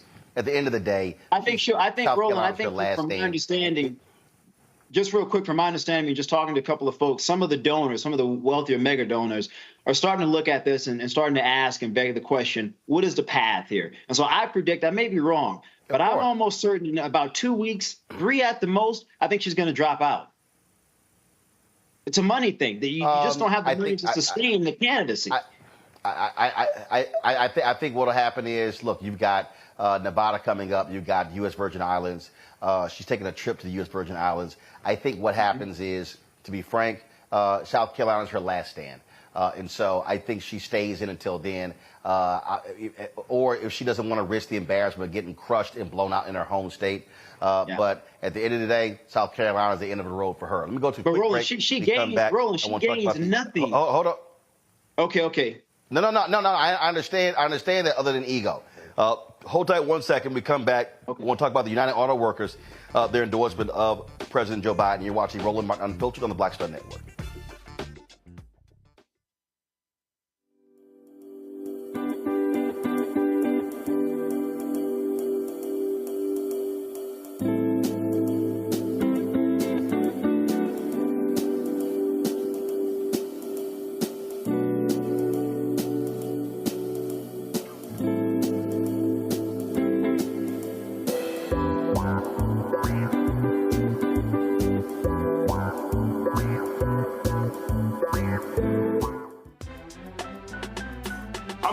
Muhammad, live from LA. And this is The Culture. The Culture is a two-way conversation. You and me. We talk about the stories, politics, the good, the bad, and the downright ugly. So join our community every day at 3 p.m. Eastern and let your voice be heard. Hey, we're all in this together. So let's talk about it and see what kind of trouble we can get into. It's The Culture. Weekdays at 3, only on the Black Star Network. Farquhar, executive producer of Proud Family. Bruce Smith, creator and executive producer of The Proud Family, Louder and Prouder. And you're watching Roland Martin Unfiltered.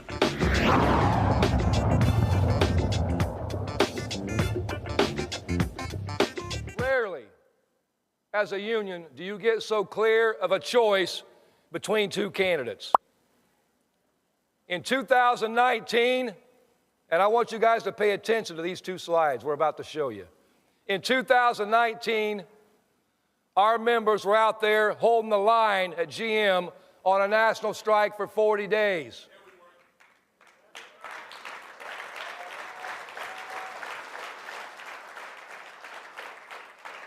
Trump was the sitting president. And I want to show you a picture of what Trump said and what actions he took to help the American auto workers striking at GM when he was president.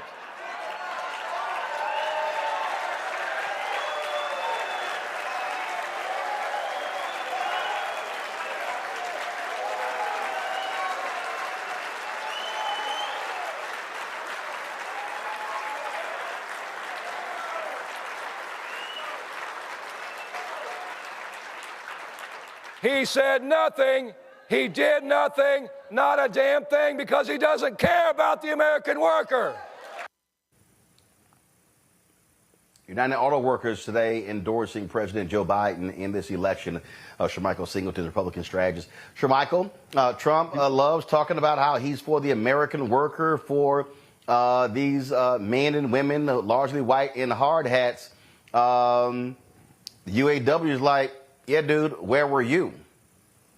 Yeah, look, I'm not surprised by the endorsement, but I mean, it was a great endorsement for President Biden. No one can deny that. I mean, Joe Biden always talks about, Scranton Joe, a blue collar guy. He talks a lot about his father, who was a manual physical labor worker. That connects with a lot of people, Roland. I mean, look, the reality is when you think about the continuing divide between winners and losers, a lot of blue-collar people don't feel a sense of respect. They don't feel a sense of recognition or gratitude for the hard work that they labor on every day, sometimes 40, 60, 70, 80 hours a week, so that these so-called technocratic elites, or as Harvard philosopher and professor Michael Sandel refers to as meritocratic hubris.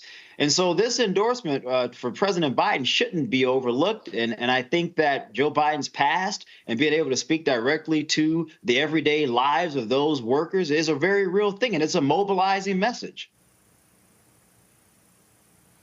Not only a mobilizing message, it also will speak volumes in terms of boots on the ground in states like Michigan, Pennsylvania, Ohio, Wisconsin. Even if you go down further, Indiana. So the question would be again what the impact is. Rebecca, your thoughts on this endorsement of these auto workers? Remember, when Trump ran in 2016, he talked about how he was going to be fighting for the auto workers, but he also complained about the bailout, which actually saved their jobs. So from a pure political stance, looks, this frees up resources in the primary to go into the Biden-Harris coffers, and then it allows for those same resources to then actually flow into the general election coffers as well. But the same pushback that I gave when Lee Saunders was on the show is, what does it look like for the rank and file? While money is moving in that endorsement with some boots on the ground, benefits Biden's campaign, what does it look like when it's time to go into the ballot booth? Are those rank and file members of unions, especially with building trades, obviously not UAW, are they going to support Trump, or are they going to support Biden? And we've seen, in 2020, but also in 2016, we saw some of those rank and file union members actually supporting Trump.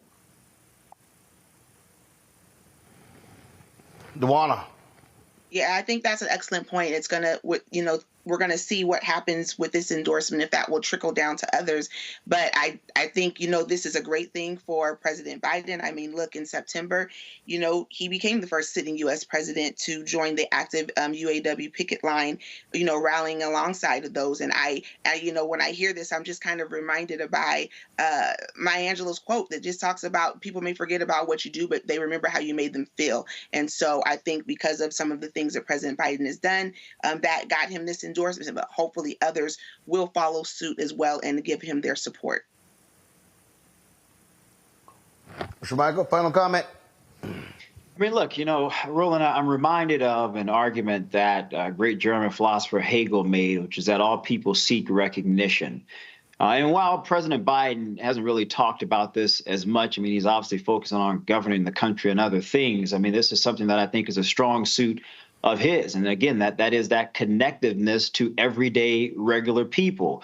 There is this sense that I would argue when you think about things in terms of contemporary politics or civil society, where people believe that their status in life isn't what it once was. The Pew Research had some very fascinating data that came out that showcased most Americans believe that things were better off in the past than in the present. The future is bleak, according to most people. I just saw another poll that came out. 62% of Americans are living paycheck to paycheck. We're seeing an increase in Americans relying on credit cards. We're seeing an increase in Americans relying on buy now, pay later loans. And so, look, we can argue politically, policy-wise, which party has better addressed those issues, but that's not the point that I'm necessarily making. The point that I'm making is that I think it's going to be fascinating to watch how the president speaks to those issues, because I do think people are yearning for that. Not just white blue-collar workers, but I think a sort of multiracial movement. You think about Trump in terms of MAGA and populism. It'll be fascinating to see if President Biden can pull together this multiracial coalition that he did in 2020 to help get him across the finish line this November. Well, I'll tell you this here. When you look at many of these particular polls, this whole notion of yearning for days past, they ain't black folks. They ain't black. No, I don't. This really is a. No. Here's what I mean. What I was going to say, Roland, just real quickly. I go back. By that phrase, I'm not talking about it in terms of a racial past. I mean, obviously, I'll see the point that certainly some who would like to go back to a racial dominance. But what I'm saying is that in terms of this particular labor union, most of their members are white. They're not majority black. And so what I'm saying is 30 years ago, the idea that people could buy a home and afford it, they could retire and be comfortable, they could put their kids through college if their child so sought to go in that direction, was a more realistic possibility for those types of workers than it is today. That's the point that I'm making. Yeah, but that's also why what has to happen is there has to be actual conversations on these mainstream white networks about actual policies and what people are talking about. I alluded to this earlier. Cordell Belcher, Democratic pollster, published an op-ed today in the Los Angeles Times where he talked about polling. He said over the last several election cycles, polling has increasingly become a central focus of media reporting on campaigns, particularly presidential contests, and that's unfortunate. Average voters should rarely see or hear about polling because it's not particularly relevant or actionable for them. He then said, guys, can we pull it up, please? He then said, in many ways, however, polling is driving political media narratives. Polling is no longer a part of a news story. It is the news story. The trouble is that horse race numbers can drive almost any narrative that politicians or journalists find expedient, regardless of whether it's accurate. See the great red wave, media frenzy of the 2020 midterm elections, which of course proved to be the opposite of the truth. The mainstream media's coverage of campaigns from such a standpoint is not only mistaken, but also irresponsible. And so here's the deal. I think what you just talked about is, I think Biden-Harris want to have that conversation. But the question is, will you have these folks in media circles do that? We talk about policies on this show. When you talk about what you just laid out in terms of these workers, when it comes to the issue of being able to send their kids to school, I think if you're Biden-Harris, they're like, bring that conversation on, because you've got Trump and Republicans who oppose student loan debt relief. Then, when we examine what has happened, a massive increase in tuition all across this country. I think when you talk about what's happening with home ownership crisis, absolutely, that is an issue because this country is actually behind in the number of homes we built over the past 13 years, the lowest number since the 1940s. But the question, though, is, and this is the problem, when you look at how these campaigns are covered, what they're focusing on, what these networks are focusing on, they're focusing on language, they're focusing on personality, they're focusing on he said, she said. They're not actually breaking down, okay, when it comes to it, where does Trump and Biden stand on housing? Where do they stand on college tuition? Where do they stand on student loan debt relief? And that, to me, I think is part of the problem we have in the society, that the type of coverage that we have is superficial, is process-oriented, is inside baseball, but it's really not about the issues that people care about. Well, can I comment, Roland? I mean, I think, to editorialize it, I don't disagree. I mean, I know Cornell well is a very talented pollster. A lot of the data that I cited earlier at the beginning of our dialogue, I mean, on every campaign that I've been a part of, whether it's internal or external polling, to the point that you made, it is a snapshot in time.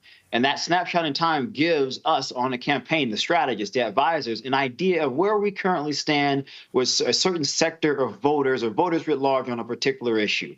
Do we need to change some things? Is it a messaging issue? Are we not adopting the proper policy stance? And then you sort of internally make those movements, and then you wait and see what the new data showcases, the new focus groups information sort of directs you. And so I agree with him 100% in that regard. But I will say this, Roland. There is a serious deficit in this country in terms of civic education. I mean, you think about moral reasoning and deliberation in terms of politics.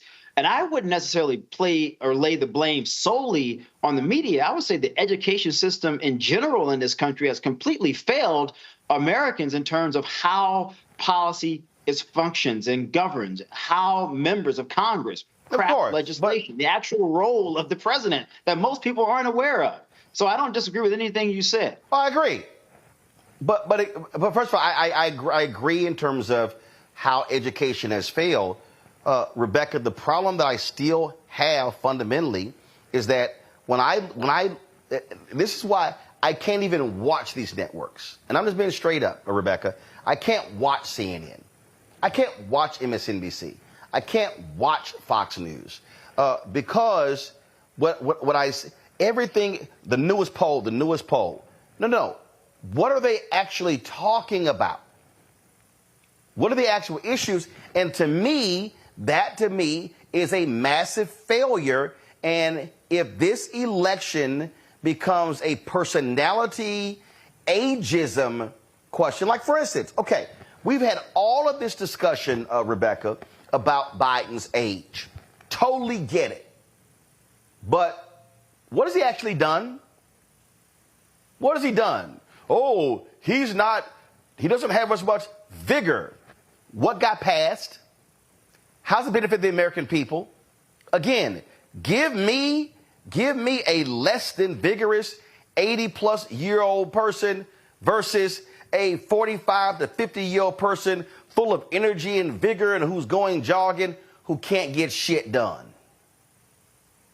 Oh, Roland, the types of news articles and the types of storylines that you're talking about, from someone who has worked on campaigns for about 20 years all across this country, I see it as a sideshow. I see it as a distraction, because if you get folks following the shiny red ball that's bouncing around in the room, then folks aren't paying attention to the boogeyman that's in the corner. And so when you look at someone like Trump does not want us to talk about the things that he's planning to do in a second administration, right? So now those who are around him are, their storyline, their talking point of the day is, oh, well, Biden's old. He tripped over a cord. Therefore, he can't be a good president. Now, do I have issues with octogenarians running the country when that's not the average experience of people in this country? Yes, but that's a different story. But both Trump and Biden are still in the same age group. So regardless, we're going to have an old white guy who's going to be in the White House, come 2025. But that distracts from the issues of, hey, we got issues. Our economy is strong, but individual people aren't feeling the strong personal economy. That's something we need to talk about. Or even to Shermichael's point, there is an education issue in this country, and COVID made it even much worse. We have a lot of students who got passed on, like fourth graders now, were the COVID kindergartners. A lot of them are deficient in math and reading and don't have a strong understanding of science. That means as a country, we're not going to be competitive in the global market when it comes to our job force because students aren't getting proper education. So there's many other issues that we should be focused on. And yes, the border security, immigration, comprehensive immigration reform are also issues that need to be dealt with. But instead, we're focusing on like the shiny objects that really don't mean anything. And finally, from working on campaigns, if you think news outlets and their coverage of polling is nauseating, sitting around with a bunch of donors who think because you give them top lines in a polling memo that all of a sudden they have the inside track of knowing which neighborhoods we should go knock doors on. So it's a lot of people, and maybe we could blame Nate Silver for trying to make people feel like anyone can read polling data. That's not true. That's why you actually have political scientists, because there's actually a science in it. But now everyone thinks it's accessible because they could go to a website and they can see 5 different top lines in polling. And I know the majority of your audience probably have no idea of what I'm talking about when I'm saying top lines, but I'm a political scientist, so I know what I'm talking about, which is why I understand in a presidential year, I'm not seriously looking at polling until about mid-September, because at that point, we're about maybe 10 days before we start having some early voting in earnest, and that's giving me a true account of what's going on. But polling from a practitioner's point of view, it allows me to see, okay, this is how women are feeling this week. Okay, in 2 weeks, maybe something happened with Israel and Gaza. Let me peek back into the electorate to see, okay, with this new news event that just happened, if it has moved the needle on their attitudes or their feelings. And so that's what the purpose of polling is to be a tool, but it is not the destination. And unfortunately, the destination is now what's being shown, in the first 2 blocks of every news program, especially on cable news. That's a good point. Polling is complicated. It is complicated. All of it, and thing here, Dewana. Again, I just think, and here's the thing right here, and let's just be frank. When you hear this criticism, that's because those in charge, the producers and the executives, they are allowing these things to happen. Period. At the end of the day, they have the power to say, hey, we're going to actually talk about the issues. Where do they stand? Unfortunately, that stuff gets left by the wayside all the time during election season. Dewana, your final comment, then I'll go to Shermichael. Let's close it out. Yeah, I am so grateful that we have people who are experts in the polling arena. That is not my ministry or my expertise. I am a person who wants to know about the issues. I want to know who's done what. I want to hear these individuals who are vying for my vote. I want to know what are you going to do to make this place better. And it is unfortunate that we spend a lot of times on numbers. For the things that I have watched and looked at, and Roland, I'm similar to you. I can't watch a lot of this stuff because it seems to be the same rhetoric and the same conversation that is not really that I'm not really attracted to. But what I will watch is to hear about what someone has done. What has Biden accomplished? What have other people who are seeking these office, what have they accomplished, or what are they hoping to accomplish? What turns me off is the continuous attacking that we have towards each other. Watching that on a news show will make me turn the channel very quickly. So I think we do have to get back to the way that we are presenting this on various newscasts. We've got to figure out a way to really start educating the people. I agree. Being a former educator, we could have a whole nother conversation on the education piece and where we're at in this country on that. But what is getting young people's spaces right now is the media, social media. These are the things that they're listening to and that they're following, and that's how they're getting their information. So for those who have these tools, we've got to be able to educate them, but we've also got to start letting them know what's really going on in this country. And so I think we do need to start changing that narrative. Yeah, I'm just not going to listen to a lot of these folks with the constant poll. And then the other deal, Shermichael, as we all know, it's a whole bunch of trash-ass polls out here. I mean, and the problem is because polls have now, because they now are about branding and being part of the news cycle, I swear everybody named Mama throwing a poll out. And again, if you're fixated on the polling, Biden is up +5, Trump's up +5 nationally. First of all, it don't mean nothing because the election are state elections, and that's one. But also, what we're going to do, we're going to focus on issues. We're going to say, where do the candidates stand on very specific issues to help people say, okay, now I need to make a determination who I'm going to vote for. Hopefully these yahoos of the mainstream news organizations will do the exact same thing. I will not be holding my breath, Shermichael. Final comment. Yeah, look, I think it's incredibly important to educate people, Roland. And one of my greatest concerns as I sort of look at how the electoral maps are changing in terms of where people are and what their focuses are, how campaigns are targeting and engaging them, and how we're just talking about this in the media, generally speaking, and writing about it. The country, in many ways, we've sort of become moved by excitement and less about substance. And that's concerning, right? Because to the point that was made, Biden is too old and Trump is exciting and vibrant and vivacious. It's not necessarily about, well, how does this particular policy benefit me over another particular policy? And I think that is a part of this reality culture that we live in. Social media was mentioned. I'm concerned about that. We got to start rolling that back. I mean, there's just a serious dislocation in terms of the educational fabric of this country and people's knowledge in terms of what it takes to get things done that may be in their best interest. And I'm not saying this as a conservative. This is just something that I'm really, really concerned about, because the reality is if we don't have an educated populace, we have a serious problem. Alexis de Tocqueville visited this country in the 1700s. And one of the most fascinating things, Roland, that he wrote about the United States was from the most educated, wealthiest person in the country at the time to the poorest person in the country at the time. They were all well aware of the processes of how to move the country forward. I'm not certain that that is the case today, and I think we're seeing less and less of that as we move forward. Well, we're going to do what we do as best that we can. Shermichael Singleton, I appreciate it, man. Thanks a lot. Well, kudos to you, Roland, for what you're doing, man. I have a lot of respect and admiration for you. And I think it's important. I think it's important for people to have a source and an outlet where experts are coming to explain the complicated. You don't see that often. You do not. All right, we appreciate it. Thanks a bunch. DeWanda, thanks a lot. Rebecca, thanks a bunch as well. I appreciate y'all being on today's show. Folks, that is it for us. I'll be back in the studio tomorrow, so look forward to seeing y'all. Don't forget, support us in what we do. Join our Bring the Fuck fan club. Your dollars are critically important for us to do the work that we do. Send your check and money order to P.O. Box 57196, Washington, D.C. 20037-0196. Cash App is $RM Unfiltered. PayPal R Martin Unfiltered.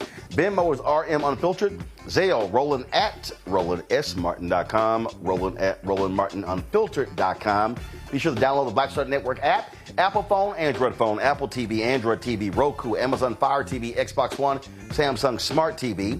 You can also, of course, watch us on a variety of fast channels. First of all, check us out on Amazon News, go to Amazon Fire, and go to the news area. You can check us out. You can also tell Alexa play news from the Black Star Network. Also, check out our 24-hour streaming channel out on Plex TV, Amazon Freebie, Amazon Prime Video.